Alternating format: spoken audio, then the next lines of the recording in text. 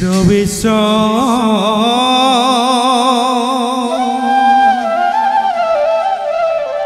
কাৰো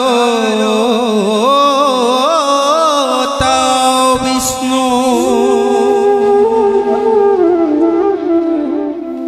সকান্তা কাম কৌতিজিতা ইয়াগতাং পালকো দেব দুষ্ট দানব দারণ এই প্ৰবেশৰ গীত ৰাস সিন্ধুৰা তাল এক তাল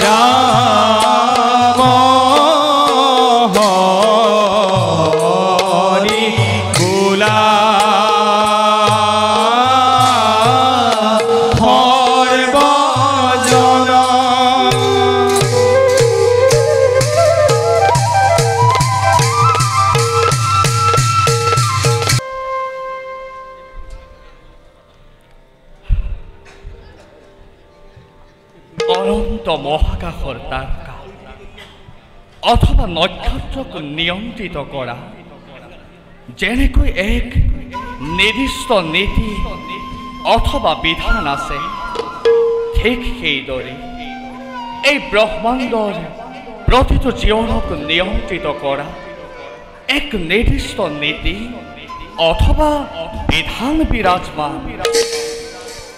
এই শাশ্বত নীতিক উলংঘা কৰিলে বিপৰ্যয়ৰ সন্মুখীন হয়। সমাহিত মন লৈ ব্ৰহ্মবাদীসকলে আমাকে উচ্চাৰিছে ব্ৰহ্ম ব্ৰহ্ম বুলি, যোগীসকলে উচ্চাৰিছে পৰমাত্মা বুলি, আৰু ভক্তগণে আমাৰ এই নাম শ্ৰৱণ কীৰ্তন কৰি সেবিব লাগিছে আমাৰ এই দুখানি চৰণ। একে ঈশ্বৰ ৰূপে ব্ৰহ্মবাদী যোগ আৰু ভকতৰ ভাৱৰ ৰাজ্যত বিচৰণ কৰি দেওময় মনতুষ্টি সুসমিধান নিৰপেক্ষভাৱে এয়াই আমাৰ লীলা আৰু এয়াই আমাৰ কৰ্তব্যৰ প্ৰধান উদ্দেশ্য। এই উদ্দেশ্য সাধনৰ বাবে যোগে যোগে না ৰূপে আমি হওঁ অৱতাৰ। কাৰণ আমি এই বিষ্ণু, আমি এই জগতৰ ঈশ্বৰ। মঙ্গলা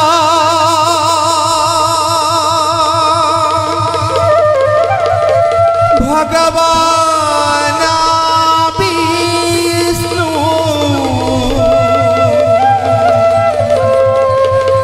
মঙ্গলা গৰুড়ধ্বজা, মঙ্গলা পুণ্ডৰীকাক্ষা, মঙ্গলায়া তনো হৰি।